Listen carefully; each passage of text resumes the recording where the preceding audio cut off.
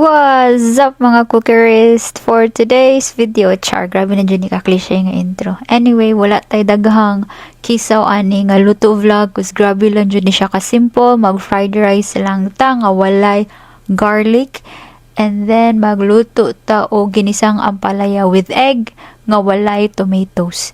Nya ato ni siyang kanon tanan, bisan daghan jud kaayo siya nga pagkaluto. So, enjoy lang ninyo ang music, ag ayaw ninyo kalimti sa pag like, subscribe. Grabe na jud ka cliche. Anyway, enjoy the music. Bye.